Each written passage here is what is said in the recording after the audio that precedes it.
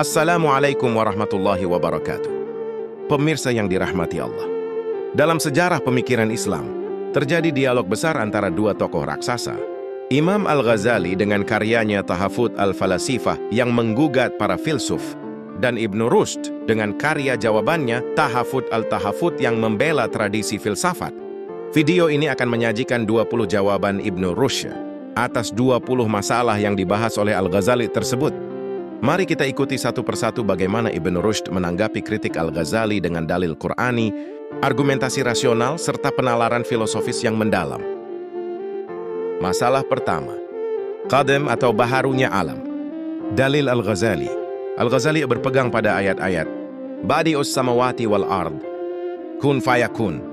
Langit dan bumi dulunya menyatu, lalu kami pisahkan. Menurutnya semua ini menunjukkan alam diciptakan dari tiada hudud al-alam. Sanggahan Ibn Rushd. Satu tafsir Quran yang berbeda. Ibn Rushd berkata, engkau, wahai Abu Hamid, menyangka bahwa badi berarti mencipta dari tiada. Padahal dalam bahasa Arab, ia lebih dekat kepada makna mengadakan tanpa contoh sebelumnya. Maka firman Allah Badi'us samawati wal ard berarti Allah mencipta langit dan bumi dengan cara yang tiada pernah dilakukan siapapun, bukan harus dari ketiadaan mutlak. Tentang kun fayakun, ia menambahkan, ucapan kun bukan isyarat pada waktu tertentu setelah ketiadaan, melainkan penegasan bahwa kehendak Allah tidak memerlukan perantara. Ia cukup berkehendak, maka jadilah sesuatu. Dan mengenai ayat pemisahan langit bumi, itu bukan dalil penciptaan dari tiada, tetapi dalil perubahan dalam ciptaan, bahwa Allah selalu mengatur dan memelihara. Dua, argumen filosofis. Setelah menjelaskan tafsir ayat, Ibn Rushd menyambung dengan filsafat. Mustahil adanya kekosongan waktu sebelum penciptaan. Kalau alam bermula setelah tidak ada apa-apa, berarti ada waktu kosong sebelum penciptaan. Tapi waktu itu sendiri bagian dari alam, maka mustahil ada waktu sebelum alam. Hubungan sebab akibat abadi. Allah adalah sebab pertama, al-illah al-ula. Efek tidak pernah terpisah dari sebabnya. Maka, keberadaan alam sebagai akibat tidak mungkin terpisah dari Allah sebagai sebab. Membayangkan Allah ada tanpa ciptaannya, lalu baru mencipta, sama dengan membayangkan matahari ada tanpa cahaya, lalu baru mengeluarkan sinar. Itu mustahil bagi akal sehat. Kesempurnaan ilahi. Jika Allah baru mencipta setelah sekian lama tidak mencipta, berarti terjadi perubahan pada kehendaknya. Perubahan meniscayakan kekurangan sebelumnya dan kesempurnaan kemudian. Sementara Allah Maha Sempurna. Maka yang sesuai dengan kesempurnaannya adalah bahwa penciptaan berlangsung terus-menerus tanpa permulaan. Kesimpulan Ibn Rushd. Ayat-ayat Quran tidak bertentangan dengan pandangan bahwa penciptaan bersifat abadi. Allah adalah pencipta tanpa awal dan tanpa jeda. Sebagaimana matahari senantiasa memancarkan cahaya. Perbedaan dengan Al-Ghazali hanya pada cara memahami awal penciptaan. Al-Ghazali menegaskan ada awal temporal, sementara Ibn Rushd menolak konsep awal karena waktu sendiri ikut diciptakan. Masalah kedua, apakah Allah mengetahui hal-hal juz'iyat, peristiwa-peristiwa detail di dunia? Dalil Al-Ghazali.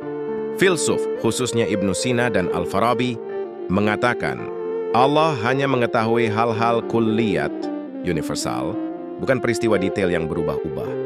Alasannya, perubahan itu berarti adanya pengetahuan yang berubah, dan perubahan tidak mungkin berlaku pada Allah. Al-Ghazali menolak keras dengan dalil Quran, wa ma tasquthu min waraqatin illa ya'lamuha. Tidak ada sehelai daun pun yang gugur melainkan Dia mengetahuinya. Ya'lamu sirrakum wa jahrakum. Dia mengetahui rahasiamu dan apa yang engkau tampakkan. Maka menolak ilmu Allah atas juz'iyat berarti kufur, sebab menolak sifat kesempurnaan Allah. Sanggahan Ibn Rushd. 1. Tafsir Quran. Ibn Rushd berkata, ayat-ayat ini benar adanya. Allah mengetahui segala sesuatu, tetapi kesalahpahaman timbul karena cara menafsirkan ilmunya. Ilmu Allah tidak sama dengan ilmu kita. Kita mengetahui juz'iyat dengan cara ikut berubah bersama perubahan, tetapi ilmu Allah meliputi segala yang berubah tanpa Ia sendiri berubah. Tentang ayat gugurnya daun, Ia menjelaskan, Allah mengetahui daun yang jatuh, bukan karena mengikuti jatuhnya daun itu seketika, tetapi karena Dia adalah sebab yang dengannya daun itu jatuh. Maka ilmunya bersifat menyeluruh, tidak terbatas oleh waktu.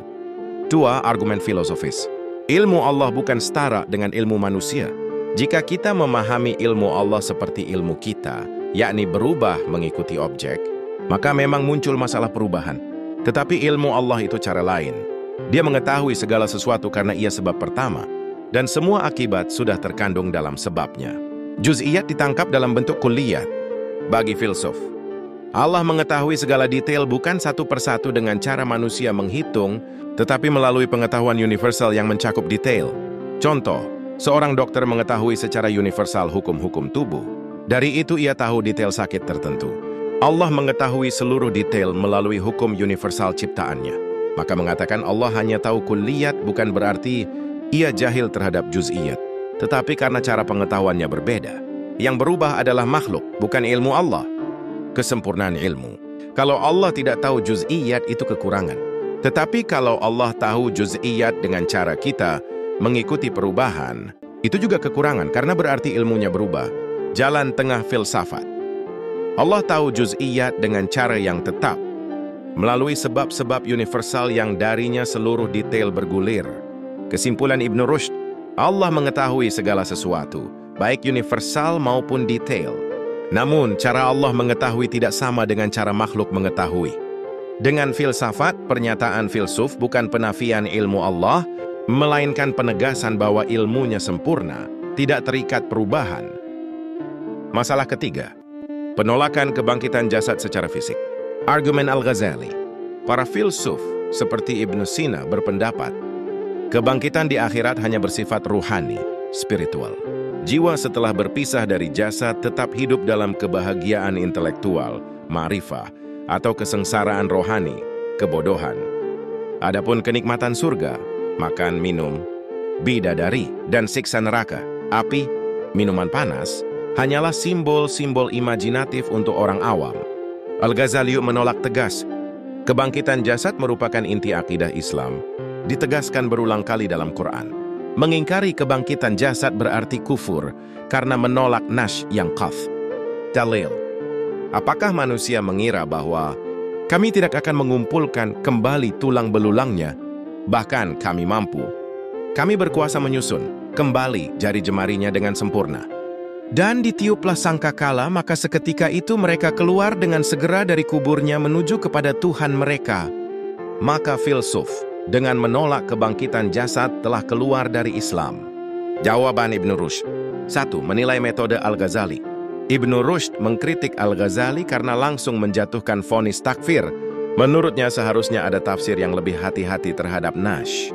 Al-Quran memang penuh dengan gambaran jasmani, tapi juga memberi isyarat akan kebahagiaan rohani. 2. Argumen filosofis. Jiwa adalah substansi rohani yang terpisah dari jasad. Setelah kematian yang abadi adalah jiwa. Namun bukan berarti Al-Quran salah. Gambaran jasad dan kenikmatan material di akhirat berfungsi sebagai tashwir, penggambaran, agar manusia awam mudah memahami. Realitas akhirat mungkin lebih tinggi daripada sekadar kenikmatan jasmani. Jadi, kebangkitan ruhani bisa dianggap makna terdalam dari nash tentang akhirat. 3. Dalil Quran yang dikemukakan Ibn Rushd. Wala ta'lamu nafsun ma ukhfiya lahum min qurrati ayun. Tak seorang pun mengetahui apa yang disembunyikan untuk mereka, yaitu bermacam-macam nikmat yang menyenangkan pandangan mata sebagai balasan terhadap apa yang telah mereka kerjakan. Ini menunjukkan kebahagiaan akhirat melebihi gambaran indrawi. Wa ma hadhihi al-hayatal dunya illa lahwun wa la'ib wa inna adaral akhirah lahiya al-hayawan. Dan tidaklah kehidupan dunia ini melainkan hanyalah permainan dan senda gurau.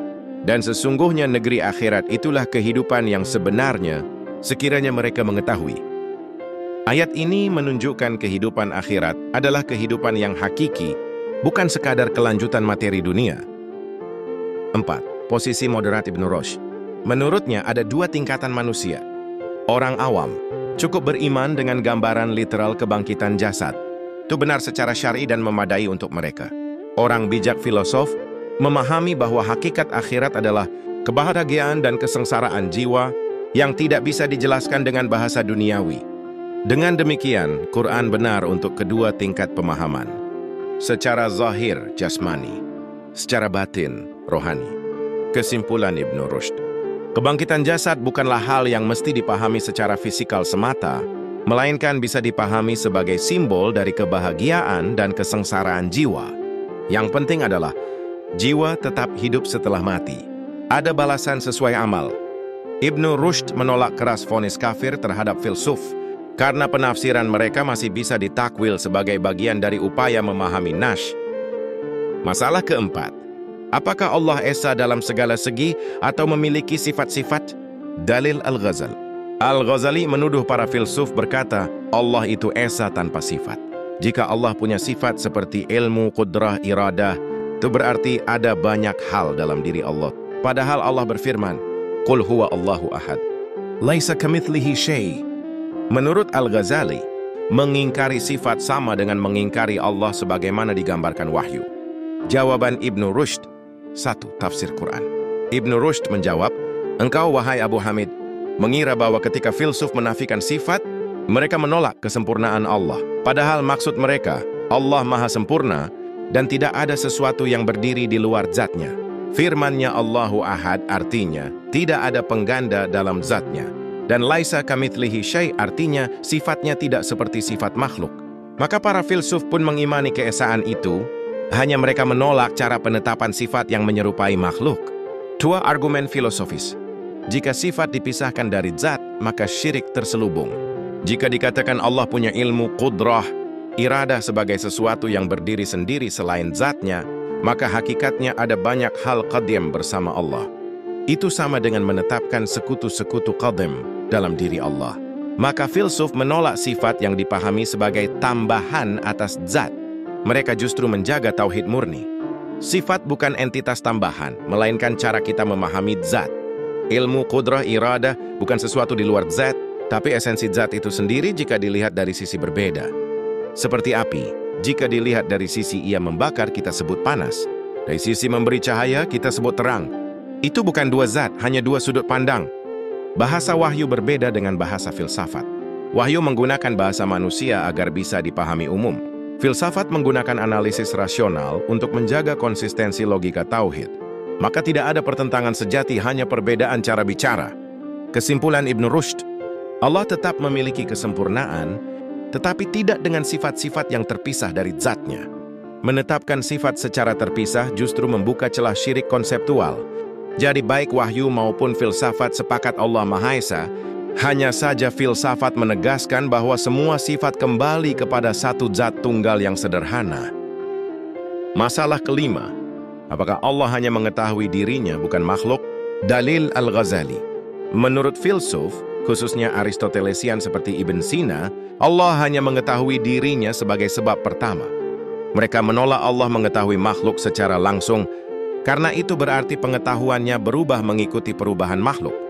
Al-Ghazali menilai pandangan ini kufur, sebab bertentangan dengan banyak ayat. Innallaha bikulli syai'in alim.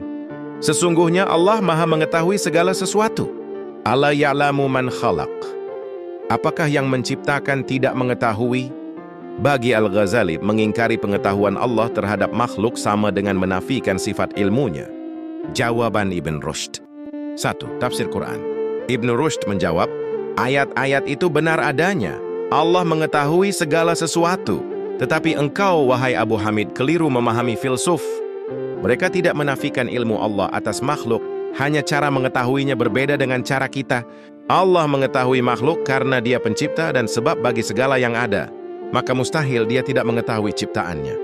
Firman Innallaha bikulli syai'in alim mencakup universal dan detail, tetapi dengan cara yang sesuai keagungannya, bukan seperti ilmu manusia yang berubah. 2. Argumen filosofis. Mustahil Allah tidak mengetahui ciptaannya. Setiap penghasil, fa'il, mengetahui hasilnya. Jika Allah menciptakan alam, maka Ia lebih tahu tentang alam dibanding makhluk sendiri. Maka menolak ilmu Allah tentang makhluk adalah kontradiksi. Ilmu Allah berbeda dengan ilmu makhluk. Ilmu manusia pasif menyesuaikan dengan objek luar, ilmu Allah aktif sebagai sebab adanya objek itu sendiri. Maka ilmu Allah tidak berubah meski objeknya berubah, karena objek bergantung padanya. Ilmu Allah adalah ilmu tentang dirinya sekaligus ilmu tentang makhluk. Karena Allah adalah sebab pertama, seluruh makhluk sudah terkandung dalam pengetahuannya tentang dirinya. Analogi, Orang yang mengetahui sebab universal, otomatis mengetahui akibat yang bergantung padanya. Maka Allah mengetahui makhluk bukan secara terpisah dari pengetahuannya tentang dirinya, tetapi sebagai konsekuensi darinya. Dengan mengetahui dirinya sebagai sebab, Allah sekaligus mengetahui seluruh akibat yang keluar darinya. Kesimpulan Ibn Rushd, filsuf tidak menafikan ilmu Allah terhadap makhluk. Mereka hanya menolak menyamakannya dengan ilmu manusia yang berubah. Ilmu Allah tentang dirinya sudah mencakup ilmu tentang semua makhluk, sebab dialah asal-usul dan sebab dari segalanya. Jadi, Quran dan filsafat tidak bertentangan. Allah mengetahui seluruh ciptaan dengan pengetahuan yang tetap, sempurna, dan tak terbatas. Masalah keenam, apakah alam akan musnah atau kekal? Dalil Al-Ghazali. Al-Ghazali mengatakan, filsuf berpendapat bahwa alam ini qadim dan abadi, tidak mungkin binasa. Padahal Allah berfirman, Kullu man 'alaiha fan, wa yabqa wajhu rabbika yauma tubaddalu al-ard ghaira al-ard. Ayat-ayat ini menegaskan bahwa alam akan hancur, hanya Allah Subhanahu wa Ta'ala yang kekal. Karena itu, menurut Al-Ghazali, klaim filsuf bahwa alam kekal adalah batil, bahkan bertentangan dengan iman. Jawaban Ibn Rushd. 1. Tafsir Quran. Ibn Rushd menjawab, engkau memahami fana, kehancuran, sebagai hilang total dari wujud. Padahal, lafaz itu dalam bahasa Arab sering berarti perubahan keadaan atau sirna dari bentuknya yang kini. Jadi, ayat kullu man 'alaiha fan bukan berarti seluruh ciptaan lenyap menjadi tiada, melainkan berubah wujud dan keadaan. Tentang ayat penggantian bumi dan langit, maknanya Allah mengganti bentuk ciptaan dengan bentuk lain sesuai kehendaknya. Ia bukan dalil hilangnya ciptaan dari akar wujud, melainkan dalil pergantian bentuk ciptaan. 2. Argumen filosofis. Tidak mungkin wujud berakhir total. Jika sesuatu musnah mutlak berarti kembali pada ketiadaan. Tetapi ketiadaan mutlak bukan sesuatu yang mungkin, karena Allah sebagai sebab pertama selalu berhubungan dengan ciptaannya. Perubahan tidak sama dengan kehancuran total. Filsafat membedakan antara istihlak, lenyap bentuk lama, dan fana mutlak, lenyap seluruh wujud. Benda-benda berubah, dari tanah jadi tumbuhan, dari tumbuhan jadi hewan, lalu jadi tanah lagi. Itu fana dalam bentuknya, bukan hilang mutlak. Maka yang dimaksud ayat adalah transformasi kosmos, bukan hilangnya ciptaan tanpa bekas. Kesempurnaan sebab pertama. Allah adalah sebab abadi. Jika alam binasa mutlak, berarti Allah berhenti menjadi sebab, yang mustahil karena menyalahi kesempurnaannya. Maka wujud ciptaan tidak pernah berhenti total. Yang berhenti hanyalah bentuk dan susunannya. Kesimpulan Ibn Rushd, ayat-ayat Quran lebih tepat dipahami sebagai berita tentang perubahan bentuk alam, bukan kehancuran mutlak.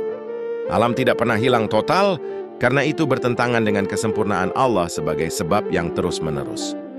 Perbedaan Ibn Rushd dan Al-Ghazali terletak pada tafsir. Al-Ghazali menegaskan kehancuran mutlak, Ibn Rushd menafsirkannya sebagai transformasi abadi.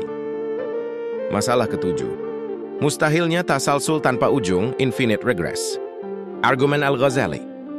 Filsuf, khususnya Aristotelian, berpendapat bahwa alam bergerak melalui rangkaian sebab akibat yang tidak memiliki awal. Al-Ghazali menolak, rantai tanpa ujung mustahil.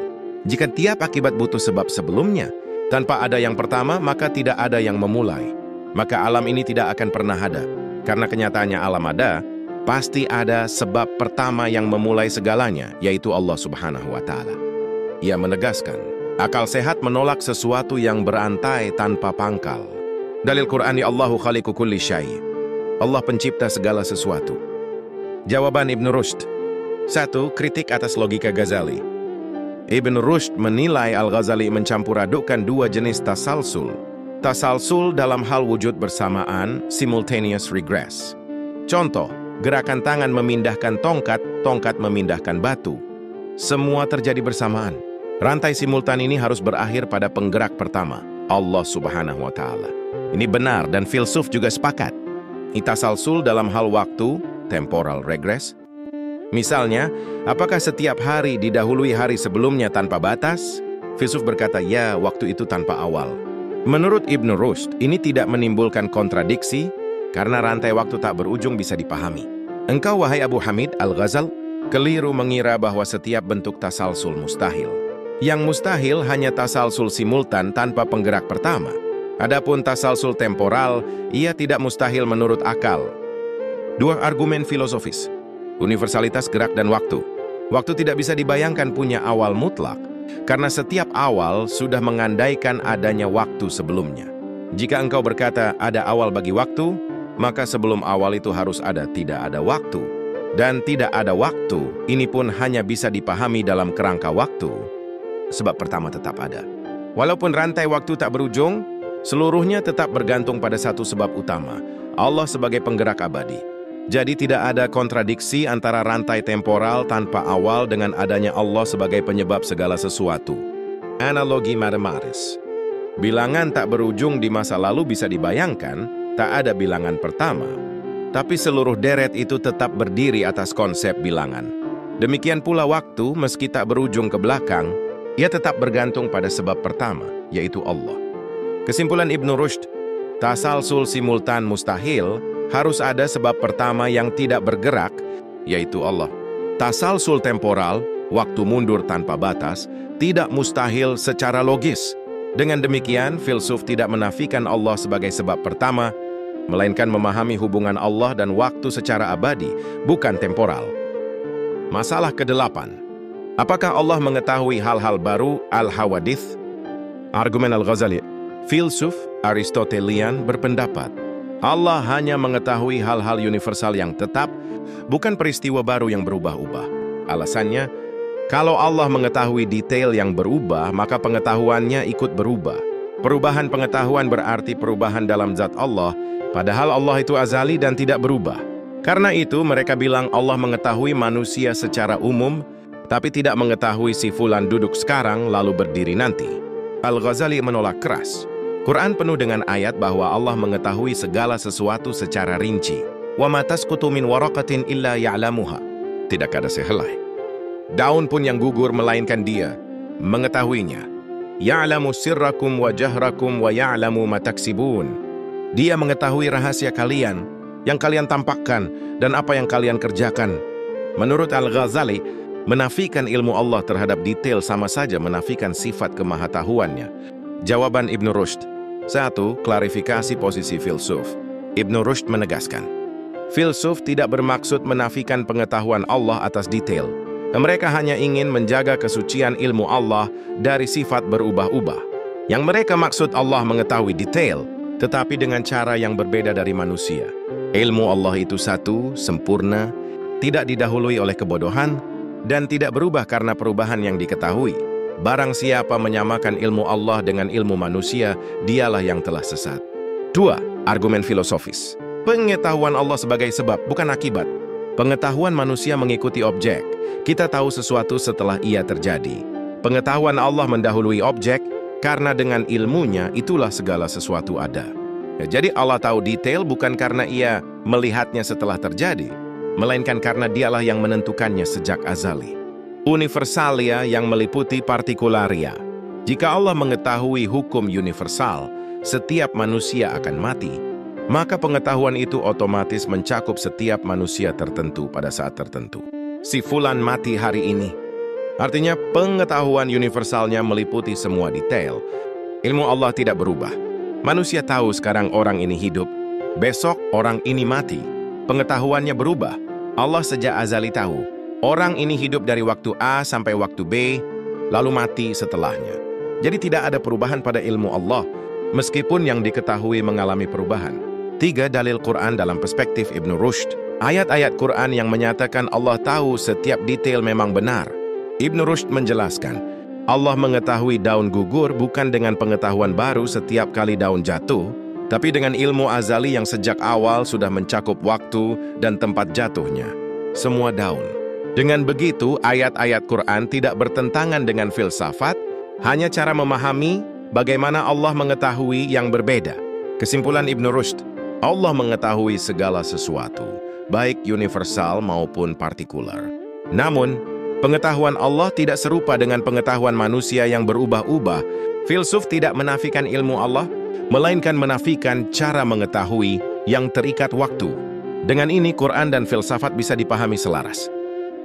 Masalah ke-9. Tentang langit digerakkan oleh jiwa dan akal. Argumen Al-Ghazali. Filsuf, khususnya Aristoteles dan para pengikutnya, berpendapat gerakan langit bukan sekadar fisik, tetapi karena adanya jiwa langit, nafs al-falak, dan akal falak. Langit bergerak untuk meniru kesempurnaan akal yang lebih tinggi. Al-Ghazali menolak, menganggap langit punya jiwa dan akal adalah khayalan yang tidak ada dalilnya. Quran jelas menyebut bahwa Allah lah yang menggerakkan langit. Yumsiku as-samawati wal ardan tazula. Dia yang menahan langit dan bumi agar tidak lenyap. Yudabbiru al-amr minas sama ilal ard. Dia mengatur urusan dari langit ke bumi. Dengan mengatakan langit punya jiwa, seolah-olah mereka menyamakan benda mati dengan makhluk hidup. Jawaban Ibnu Rushd. 1. Penjelasan posisi filsuf. Ibnu Rushd berkata, engkau wahai Abu Hamid, menyangka bahwa maksud filsuf dengan jiwa langit adalah seperti jiwa hewan atau manusia. Padahal, mereka hanya memakai istilah itu untuk menjelaskan prinsip penggerak langit yang tetap, bukan jiwa seperti yang kita pahami sehari-hari. Maksud filsuf, gerakan langit tidak bisa dijelaskan hanya dengan hukum mekanika, dorong-tarik. Harus ada prinsip penggerak batiniah yang tetap, ini mereka sebut jiwa langit. Prinsip itu bukan seperti jiwa manusia, tapi realitas metafisis yang menjadi perantara antara Allah dan gerakan kosmos. 2. Argumen filosofis. Keteraturan gerakan langit. Gerakan bintang dan planet sangat teratur, berbeda dengan gerakan benda bumi yang kacau. Keteraturan ini menunjukkan ada prinsip pengatur yang tetap. Gerakan abadi tidak bisa dijelaskan dengan sebab fisik semata. Semua benda fisik yang kita kenal bila bergerak butuh dorongan luar dan akan berhenti bila dorongan berhenti. Tetapi langit bergerak terus tanpa henti ribuan tahun lamanya. Maka harus ada prinsip imateri yang membuat gerakan itu abadi. Hubungan dengan akal. Filsuf menyebut akal-akal langit, al-uqul al-falakiyah, sebagai tingkatan wujud imateri yang lebih tinggi. Langit meniru akal itu dalam kesempurnaan geraknya, bukan dengan kesadaran seperti manusia, tetapi sebagai hukum metafisis. 3. Perspektif Quran. Ibnu Rushd menafsirkan, ayat yang mengatakan Allah mengatur langit tidak menafikan adanya perantara sebab, sama seperti Allah menumbuhkan tanaman. Quran berkata, Allah yang menumbuhkan, tapi kita tahu ada perantara berupa air, tanah, dan cahaya. Jadi jiwa langit, menurut filsuf hanyalah sebab perantara yang tidak meniadakan bahwa Allah adalah penggerak utama. Kesimpulan Ibnu Rushd, filsuf tidak bermaksud menisbatkan jiwa pada langit seperti jiwa manusia atau hewan. Mereka hanya berusaha menjelaskan prinsip abadi yang membuat gerakan langit terus-menerus. Itu bukan bertentangan dengan Quran, karena perantara tidak meniadakan Allah sebagai sebab utama. Maka kritik Al-Ghazali lebih karena salah memahami maksud filsuf daripada membantah argumen mereka. Masalah ke-10. Apa tujuan gerakan langit menurut filsuf? Argumen Al-Ghazali. Menurut filsuf, gerakan langit tidak terjadi sia-sia. Tujuannya adalah meniru kesempurnaan akal yang lebih tinggi, al-aql al-fa'al atau akal aktif. Jadi langit bergerak abadi untuk mendekati bentuk sempurna. Al-Ghazali menolak, ide peniruan akal hanyalah khayalan tanpa dasar syar'i. Quran menyebut gerakan langit adalah karena perintah Allah, bukan karena ia meniru sesuatu. Wasakhkhara asy-syamsa wal qamara kullun yajri li ajalin musamman. Dia menundukkan matahari dan bulan, masing-masing beredar sampai waktu yang ditentukan. Alam tara anna Allaha yusabbihu lahu man fa'as samawati wal ard wal tayru saffat kullun qad alima salatahu wa tasbihah. Tidakkah engkau lihat bahwa kepada Allah bertasbih siapa yang di langit dan di bumi, dan burung-burung yang mengembangkan sayapnya, masing-masing telah mengetahui cara salat dan tasbihnya. Gerakan langit adalah ketaatan pada perintah Allah, bukan meniru akal. Jawaban Ibnu Rushd. 1. Klarifikasi maksud filsuf. Ibnu Rushd berkata, ketika para filsuf mengatakan gerakan langit bertujuan meniru akal, maksudnya bukanlah peniruan secara sadar seperti manusia meniru gurunya.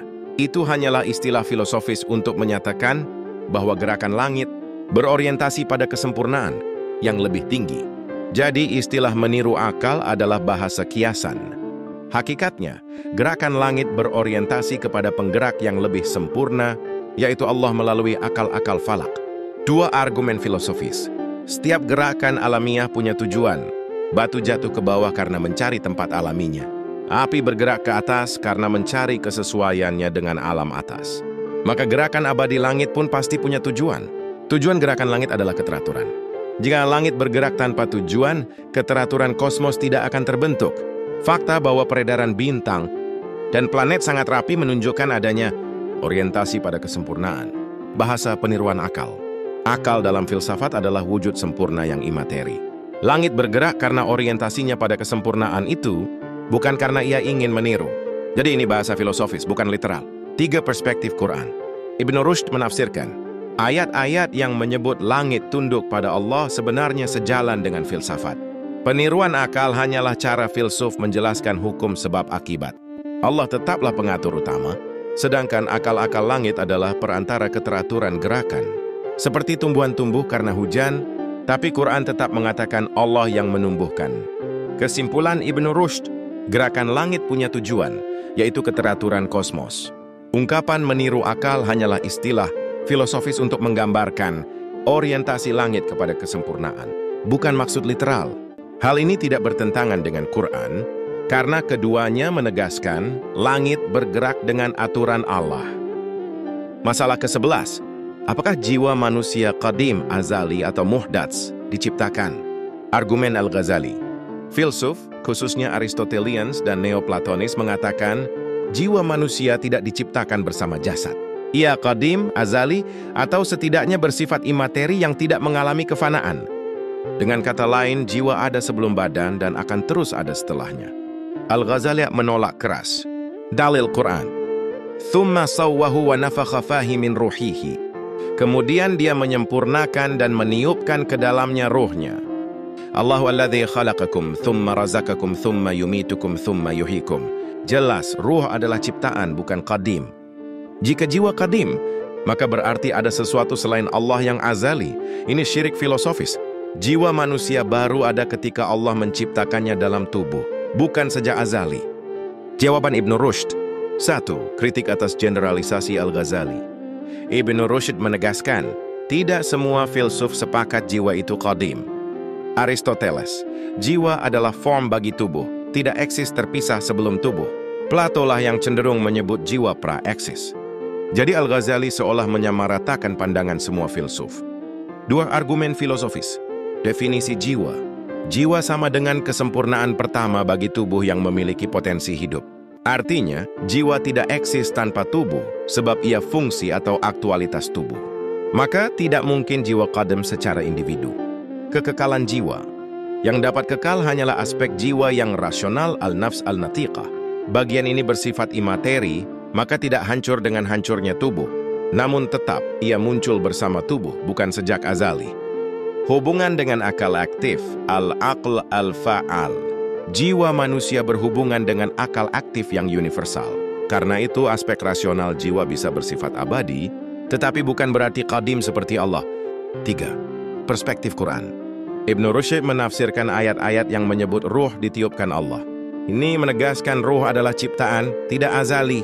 Tetapi ruh juga memiliki dimensi imateri, sehingga tidak musnah dengan tubuh. Jadi, Quran, ruh diciptakan Allah. Filsafat, ruh bersifat imateri dan karenanya kekal setelah kematian. Tidak ada kontradiksi, kecuali jika jiwa dianggap qaddam secara mutlak. Ini Ibnu Rushd juga menolak. Kesimpulan Ibnu Rushd, jiwa manusia bukan qadim tapi muhdats, ciptaan Allah. Jiwa muncul bersama tubuh, bukan pra-eksis. Namun aspek rasionalnya imateri sehingga bersifat kekal. Dengan demikian, posisi filsafat dan wahyu dapat dipertemukan. Jiwa adalah makhluk, tapi punya dimensi abadi sesuai kehendak Allah.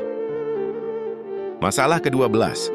Bat al-ajsad, kebangkitan jasad, jasmani atau hanya ruhani? Argumen Al-Ghazali. Menurut filsuf, kebangkitan hanya ruhani, tidak jasmani. Tubuh hancur dan tidak dibangkitkan kembali. Al-Ghazali menolak. Dalil Quran. Qala man yuhi al-idhama wa hiya ramam. Qul yuhiha allazi ansha'aha awwala marratin. Siapa yang bisa menghidupkan tulang belulang yang hancur? Katakan, yang menghidupkannya adalah Dia yang menciptakannya pertama kali. Wa nafaza fa'al sur fa idahum minal ajdati ila rabbihim yansilun. Ditiuplah sangkakala, lalu tiba-tiba mereka keluar dari kubur menuju Tuhan mereka. Ini menegaskan kebangkitan fisik. Jika hanya rohani, maka surga neraka dengan kenikmatan dan siksaan fisik jadi simbol belaka, padahal Quran menegaskan realitasnya. Agama seluruh nabi menjanjikan al-ba'th al-jisman, kebangkitan jasmani. Menolaknya sama dengan keluar dari agama. Jawaban Ibn Rushd, 1. Klarifikasi posisi filsuf. Ibn Rushd berkata, Al-Ghazali tidak adil dalam menisbatkan semua filsuf menolak kebangkitan jasad. Aristoteles sendiri tidak membicarakan soal kebangkitan, itu isu wahyu, bukan filsafat murni. Yang benar, sebagian filsuf menafsirkan kebangkitan secara maknawi, spiritual saja, tapi itu bukan posisi umum. 2. Argumen filosofis. Kebangkitan jasad mungkin secara akal. Jika Tuhan berkuasa menciptakan pertama kali, tentu berkuasa pula menghidupkan kembali. Tidak ada kontradiksi logis dalam kebangkitan jasmani. Keabadian jiwa tidak menafikan kebangkitan tubuh. Jiwa memang imateri dan kekal. Tetapi, untuk menerima pahala siksa sempurna, jiwa perlu disatukan kembali dengan tubuh. Kesalahan filsuf tertentu. Yang hanya menerima kebangkitan ruhani berarti membatasi kekuasaan Tuhan. Padahal filsafat sejati tidak boleh membatasi kemampuan Sang Pencipta. 3 perspektif Quran. Ibn Rushd menyetujui ayat-ayat yang dibawakan Al-Ghazali. Quran Surat Yasin ayat 78-79. Jelas menunjukkan i'adat al-khalq, penciptaan ulang jasmani. Quran Surat Al-Qiyamah ayat 3-4. Ayahsabu al-insanan lan najma'a idhamah bala qadira'na ala an nusawwiya bananahu. Tuhan bahkan menyebut detail sidik jari manusia. Filsafat tidak boleh menolak makna zahir ayat ini, sebab ini masalah sam'iyat wahyu, bukan sekadar rasio. Kesimpulan Ibn Rushd, kebangkitan jasad adalah benar, sesuai dalil nakli dan tidak mustahil menurut akal. Jiwa tetap kekal, tapi tubuh akan dibangkitkan untuk kesempurnaan balasan. Filsuf yang menolak kebangkitan jasmani jatuh dalam kesalahan, karena itu menyalahi syariat dan juga melemahkan filsafat, karena membatasi kudrah Allah. Dengan ini, Ibn Rushd menegaskan keselarasan antara wahyu dan filsafat. Akhirat mencakup kebangkitan jasad sekaligus kekekalan jiwa. Masalah ke-13. Sebab akibat, apakah niscaya atau bergantung pada kehendak Allah? Dalil Al-Ghazali. Menurut filsuf, hubungan antara sebab dan akibat adalah niscaya, daruri. Misalnya, api yang menyentuh kapas pasti menimbulkan terbakar. Al-Ghazali menolak ini. Baginya, tidak ada keharusan antara sebab dan akibat. Yang ada hanyalah adatullah, kebiasaan yang ditetapkan Allah. Api tidak membakar dengan sendirinya, tetapi Allah yang menciptakan terbakar pada saat bersamaan api menyentuh kapas. Hal ini ditegaskan dalam Al-Quran, وَمَا رَمَيْتَ إِذْ رَمَيْتَ وَلَكِنَّ اللَّهَ رَمَى. Bukan engkau yang melempar ketika engkau melempar, melainkan Allah yang melempar. Allahu khaliq kulli syai'. Allah pencipta segala sesuatu. Jadi sebab akibat tidak niscaya, Allah bisa membuat api menyentuh kapas tanpa membakar, sebagaimana ia menyelamatkan Ibrahim dari api. Jawaban Ibn Rushd. 1. Tafsir Quran. Ibn Rushd menanggapi, ayat-ayat itu benar. Allah adalah pencipta segala sesuatu. Tetapi engkau, wahai Abu Hamid, salah memahami maksud filsuf. Mereka tidak mengatakan sebab bekerja sendiri tanpa Allah. Justru mereka berkata Allah menciptakan segala sesuatu melalui hukum dan tatanan tetap sunan Allah. Menurut Ibn Rushd, ketika Quran berkata Allah yang melempar, maksudnya Allah adalah sebab utama. Tetapi itu tidak meniadakan adanya sebab perantara. Allah lah yang menempatkan hubungan tetap antara api dan terbakar. Maka mengingkari keteraturan sebab akibat, sama saja meniadakan hikmah dalam ciptaannya. 2. Argumen filosofis. Alam semesta berjalan dengan tatanan tetap. Jika tidak ada keteraturan sebab akibat, ilmu tidak mungkin ada. Segala ilmu, baik sains maupun syariat, berdiri di atas keyakinan bahwa suatu sebab membawa akibat tertentu. Jika api kadang membakar, kadang tidak, tanpa aturan, maka dunia menjadi chaos. Keteraturan sebab akibat justru menunjukkan hikmah Allah. Hukum-hukum alam adalah sunnatullah. Dengan itu manusia bisa hidup, merencanakan, bertani, berobat, dan berilmu. Jika hukum ini tak menentu, manusia tidak dapat mengambil manfaat dari ciptaannya. Mukjizat tidak meniadakan sebab akibat. Kasus Nabi Ibrahim yang tidak terbakar adalah pengecualian khusus, khariq al-adah, bukan aturan umum. Mukjizat menunjukkan Allah berkuasa mengubah hukum, tetapi itu tidak berarti hukum itu tidak ada. Analogi, Raja menetapkan undang-undang umum tetapi kadang memberi dispensasi. Hukum tetap berlaku, hanya dalam kasus tertentu ia tunjukkan kuasanya. Mengingkari hubungan sebab akibat sama saja dengan meniadakan hikmah dan keteraturan ciptaan Allah. Justru hubungan sebab akibat adalah tanda kebijaksanaannya. Kesimpulan Ibn Rushd, filsuf tidak meniadakan Allah, justru menegaskan Allah menciptakan sebab dan akibat serta keteraturan di antara keduanya. Ilmu Allah termanifestasi dalam hukum alam yang teratur. Mukjizat hanyalah pengecualian, bukan aturan umum. Maka sebab akibat adalah niscaya menurut kebiasaan yang diciptakan Allah, bukan niscaya secara mutlak tanpa Allah. Masalah ke-14, Al-Nubuwah, tentang hakikat kenabian dan wahyu. Argumen Al-Ghazali, menurut filsuf seperti Al-Farabi dan Ibn Sina, wahyu bukanlah komunikasi ilahi langsung, tetapi hasil dari quwwa mutakhayyilah, daya imajinasi, seorang nabi yang sempurna. Nabi dengan jiwa yang murni dan daya imajinasi yang kuat dapat menangkap pancaran dari al-aql al-fa'al, akal aktif, lalu menerjemahkannya ke dalam bentuk simbol-simbol, kisah, syariat, hukum. Dengan kata lain, bagi filsuf, wahyu adalah fenomena psikologis, bukan wahyu ilahi. Al-Ghazali menolak keras dalil Quran, wa ma yantiq anil hawa, in huwa illa wahyun yuha.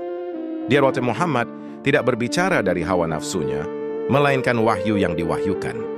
Innallaha istafa minal malaikati rusulan wa minan nas. Dan sesungguhnya Allah memilih malaikat sebagai rasul dan juga dari manusia. Ayat ini menunjukkan bahwa wahyu adalah pemberitahuan langsung dari Allah, bukan sekadar daya imajinasi manusia. Menjadikan wahyu sekadar imajinasi meruntuhkan otoritas agama. Bagaimana mungkin syariat universal hanya hasil fantasi imajinatif?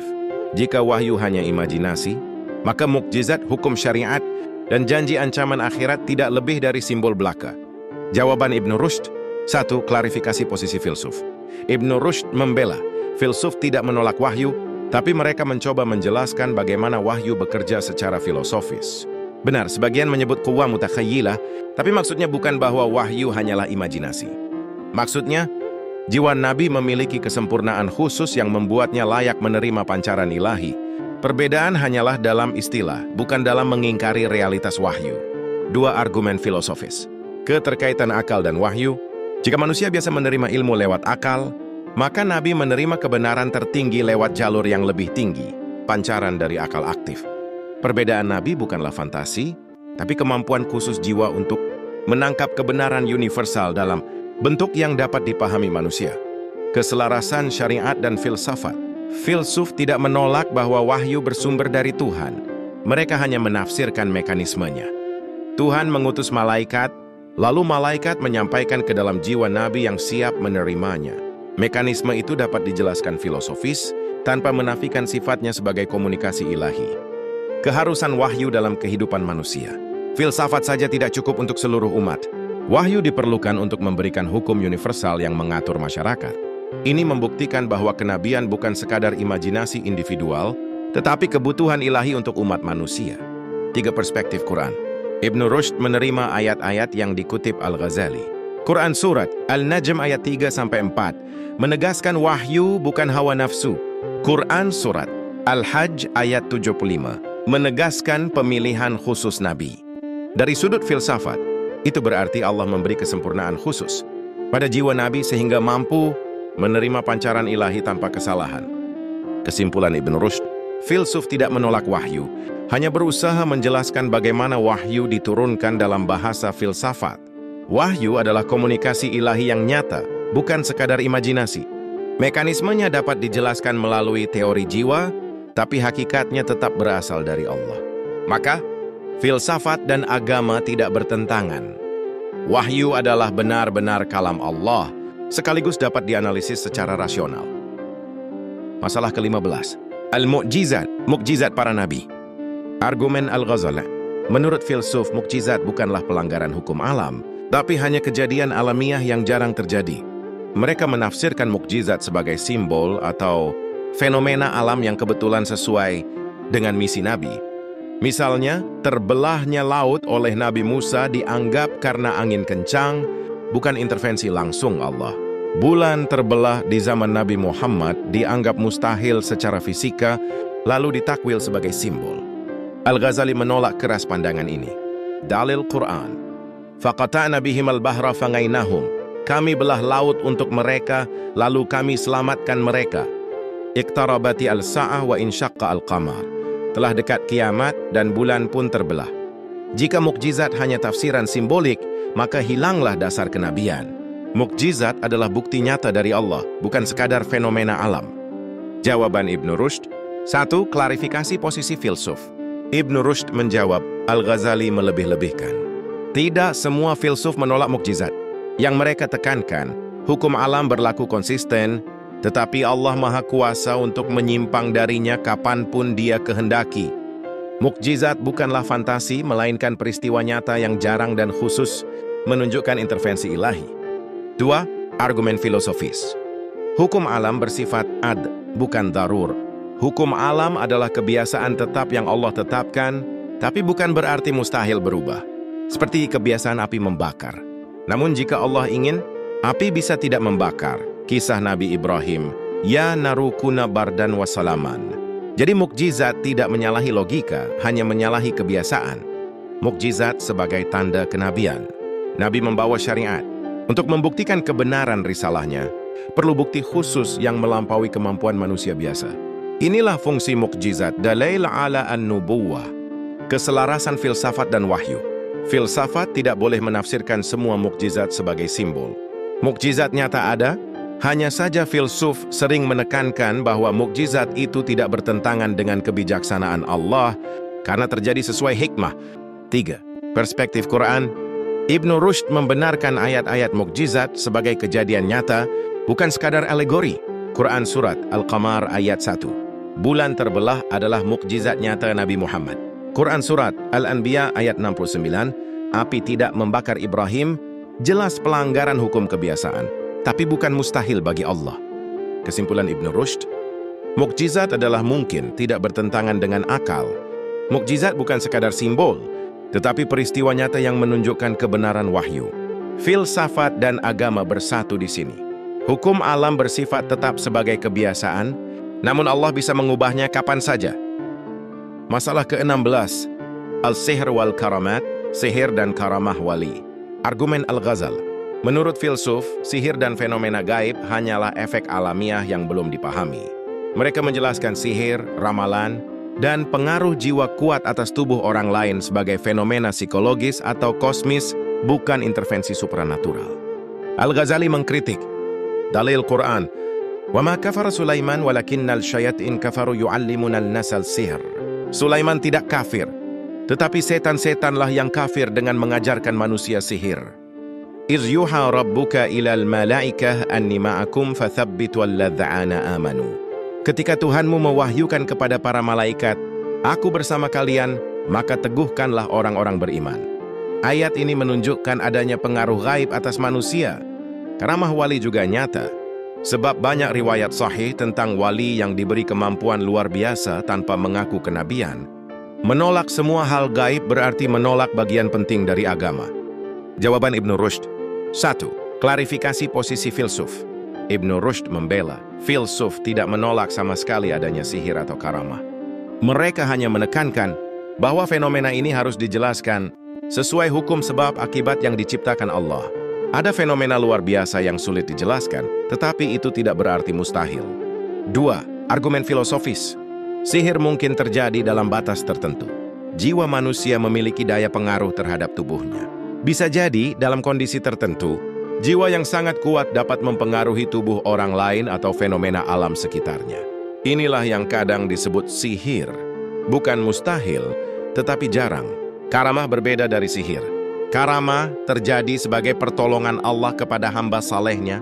Sihir bersumber dari usaha manusia dengan bantuan setan atau kekuatan tersembunyi. Keduanya bisa sama dalam bentuk lahir, tetapi berbeda dalam hakikat dan tujuan. Hukum alam tidak dilanggar. Semua peristiwa, termasuk mukjizat, sihir, atau karamah, tetap berada dalam lingkup kudrah Allah. Perbedaan hanya pada frekuensi. Ada yang biasa, sehari-hari. Ada yang jarang, khariq li al-'adah. 3. Perspektif Quran. Ibnu Rushd menerima ayat Quran Surat Al-Baqarah ayat 102. Sihir itu nyata, tapi berbahaya. Karamah wali sesuai dengan Quran surat Yunus ayat 62-63. Ala inna awliya Allah la khawfun alaihim wa la hum yahzanun. Maka filsafat tidak menolak realitas sihir dan karamah, hanya menekankan bahwa semua tunduk pada hukum sebab akibat yang dikehendaki Allah. Kesimpulan Ibn Rushd, sihir dan karamah mungkin terjadi, tidak bertentangan dengan akal. Karamah adalah pertolongan Allah, sihir sering bersumber dari tipu daya atau kekuatan jiwa tertentu.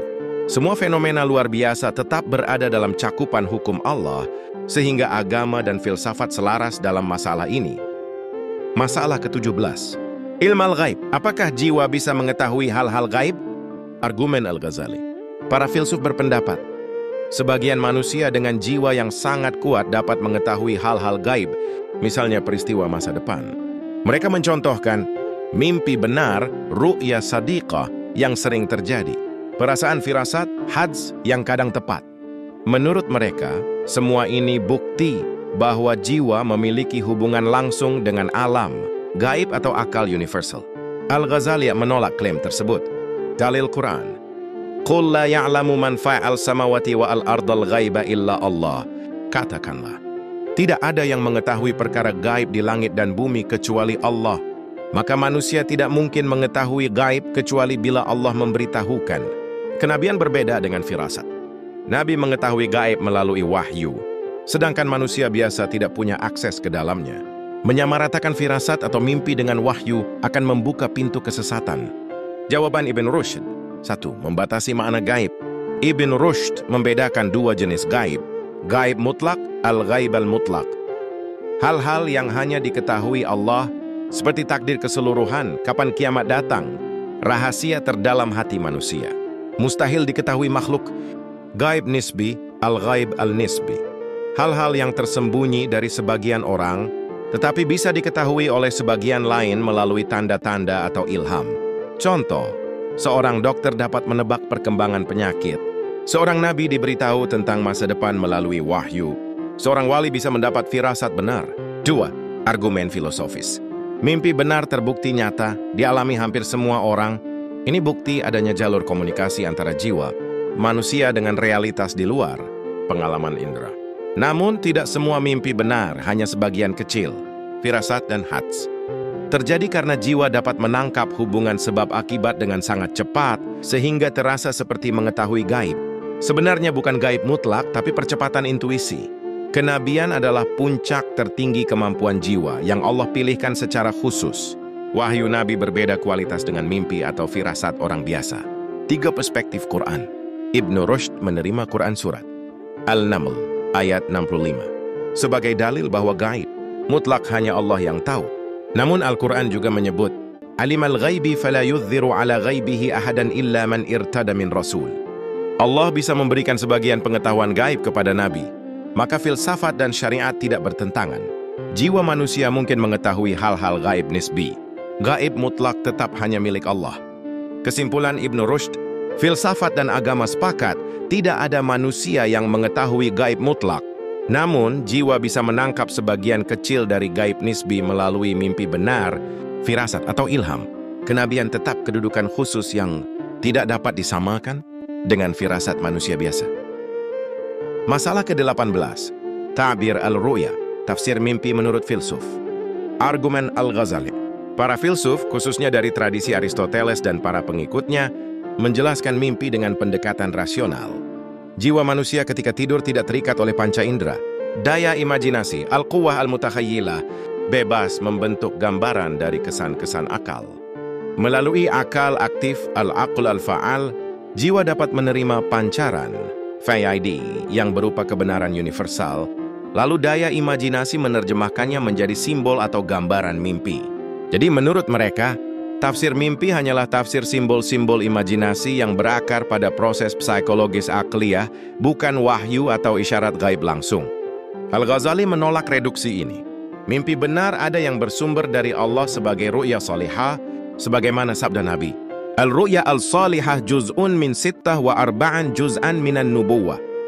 Jika mimpi dianggap hanya sekadar gejolak jiwa atau simbol imajinasi, maka hilanglah kedudukan istimewa ru'ya shadiqah sebagai bagian dari nubuwah. Jawaban Ibnu Rushd. 1. Kesesuaian filsafat dengan wahyu. Ibnu Rushd menjelaskan bahwa mimpi memang memiliki tingkatan. Ada mimpi yang semata berasal dari sisa aktivitas indera atau pikiran, benar menurut penjelasan filsafat. Ada pula mimpi yang datang sebagai isyarat gaib sesuai hadits Nabi. Dengan demikian, filsafat dan wahyu tidak bertentangan.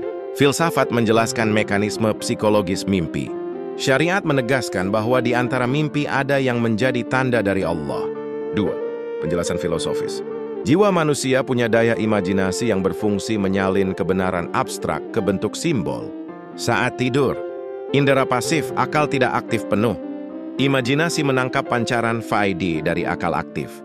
Jika jiwa dalam keadaan bersih, maka gambaran itu bisa sesuai dengan kenyataan yang akan datang, ru'ya shadiqah. Jika jiwa kotor, maka pancaran itu terdistorsi jadi mimpi kacau, adghath alam. 3. Dukungan dari Al-Quran dan Sunnah. Kisah Nabi Yusuf, Ya abati inna ra'aitu ahada asyara kaukaban. Bukti bahwa mimpi bisa mengandung isyarat ilahi yang nyata. Tafsir mimpi Raja Mesir oleh Yusuf menegaskan bahwa mimpi bisa jadi ilmu gaib yang bermanfaat. Hadis, Ar-ru'ya al-salihah minallah wal-hulm minal syaitan. Ibnu Rushd menekankan bahwa ini sejalan dengan penjelasan filsafat. Ada mimpi yang dari Allah, ru'ya salihah. Ada yang dari dorongan jiwa, nafsani. Ada yang dari setan, waswas. 4. Kedudukan mimpi menurut Ibnu Rushd. Ru'ya shadiqah merupakan cabang dari wahyu, juz'un minal nubuwah.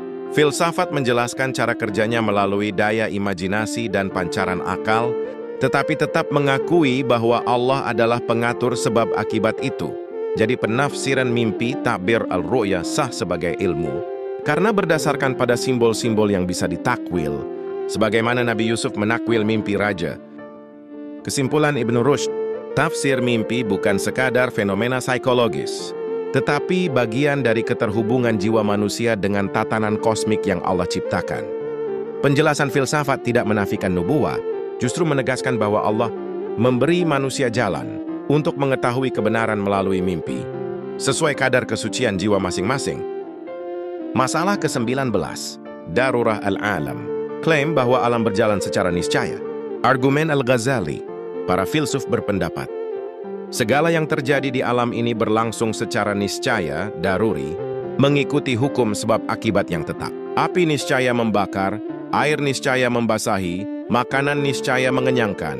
Tidak semungkin suatu sebab ada tanpa akibatnya, atau akibat ada tanpa sebabnya. Al-Ghazali menolak keras. Menurutnya, hubungan sebab akibat hanyalah kebiasaan, ada yang Allah tetapkan, bukan kepastian mutlak. Allah lah yang langsung menciptakan akibat setiap kali sebab hadir. Contoh, api tidak membakar dengan sendirinya, melainkan Allah menciptakan sifat terbakar pada kapas ketika terkena api. Dengan demikian, alam ini tidak berjalan dengan sendirinya secara niscaya, tetapi seluruhnya tunduk pada kehendak Allah. Dalil, Allahu khaliqu kulli syai'in. Jawaban Ibnu Rushd. 1. Kritik terhadap pemutusan sebab akibat. Ibnu Rushd menilai pandangan Al-Ghazali berbahaya.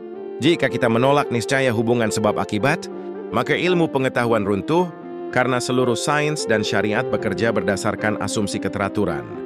Syariat sendiri mengandalkan keteraturan itu. Misalnya janji Allah bahwa puasa menyehatkan, zakat membersihkan harta, atau doa mendatangkan manfaat. Karena itu, meniadakan kepastian sebab akibat berarti meniadakan dasar pengetahuan. 2 argumen filosofis. Keteraturan alam adalah hikmah Allah, bukan kebetulan. Allah menciptakan alam dengan hukum-hukum tetap, supaya manusia bisa mengenalnya melalui pengamatan. Jika tidak ada kepastian sebab akibat, maka kita tidak bisa membedakan mukjizat dengan fenomena alam biasa.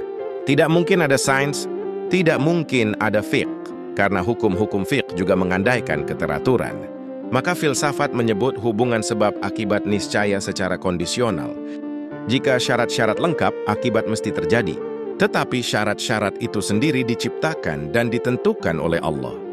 3. Dukungan dari Al-Quran. Sunnat Allah allata qad khalat min qablu, walan tajida li sunnat Allah tabdila. Menunjukkan adanya hukum tetap sunnatullah dalam alam. Fa anzalna minal sama'i ma'an fa akhrajna bihi min kulli zawjin karim. Air hujan sebagai sebab, tumbuhan sebagai akibat. Wa alladzi nazzala minal sama'i ma'an biqadarin fa askannahu fil ard. Menegaskan hukum ukuran qadar dalam ciptaan Allah. 4. Kesimpulan Ibnu Rushd.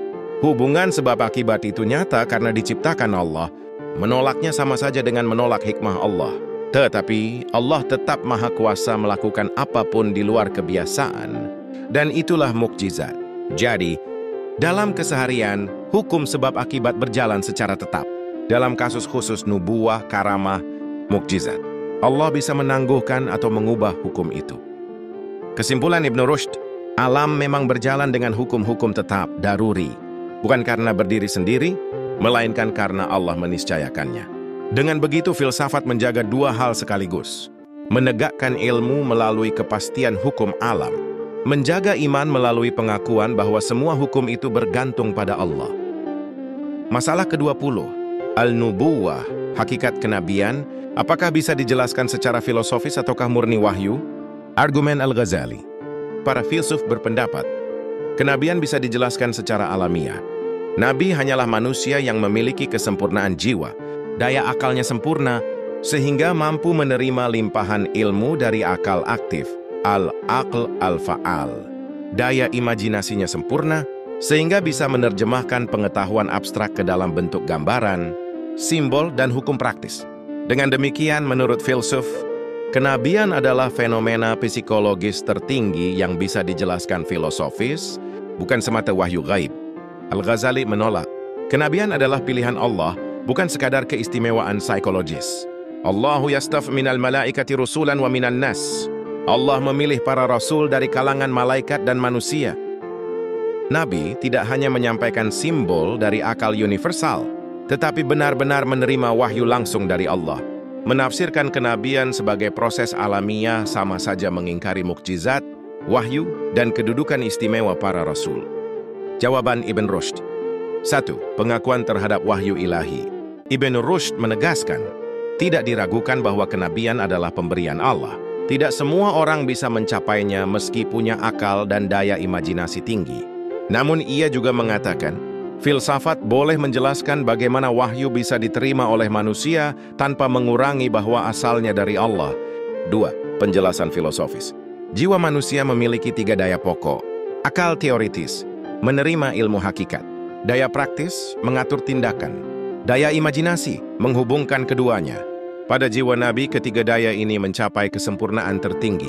Maka Nabi bisa menerima ilmu kebenaran murni melalui akal. Bisa menyampaikannya dalam bentuk simbol, syariat, hukum, melalui imajinasi. Bisa menata masyarakat melalui daya praktis. Jadi filsafat menjelaskan mekanisme penerimaan wahyu, sementara Al-Quran menjelaskan sumber wahyu, yaitu Allah. 3. Dukungan Quran. Quran Surat Al-Najm, ayat 34. وَمَا يَنْتِقُ عَنِ الْهَوَى إِنْ هُوَ إِلَّا وَحْيٌ يُوحَى. Nabi tidak berbicara dari hawa nafsu, melainkan wahyu. Bukti bahwa sumbernya tetap dari Allah. Quran Surat Al-Hajj, ayat 75. Allah memilih Nabi dari kalangan manusia. Pilihan ilahi menentukan siapa yang layak, bukan sekadar potensi akal. 4. Kedudukan Nabi menurut Ibn Rushd. Nabi bukan hanya filsuf sempurna. Ia adalah manusia yang Allah pilih, sekaligus pemimpin tertinggi, pemberi hukum, syariat, penegak keadilan, penuntun manusia menuju kebahagiaan akhirat. Dengan demikian, penjelasan filsafat tidak menafikan wahyu, tetapi sekadar memberi gambaran rasional bagaimana jiwa manusia bisa menerima pancaran ilahi. Kesimpulan Ibn Rushd, kenabian berasal dari Allah semata. Filsafat boleh menjelaskan alat penerimaan wahyu, jiwa manusia, tetapi tidak boleh menafsirkan bahwa Nabi hanya produk jiwa sempurna. Dengan kata lain, filsafat menjelaskan jalannya, syariat menetapkan sumber dan kebenarannya. Demikianlah 20 jawaban Ibn Rushd atas kritik Al-Ghazali yang memperlihatkan betapa dinamis dan kritisnya tradisi intelektual dalam Islam klasik. Perdebatan ini bukan sekadar adu argumen, tetapi upaya menemukan kebenaran melalui wahyu dan akal.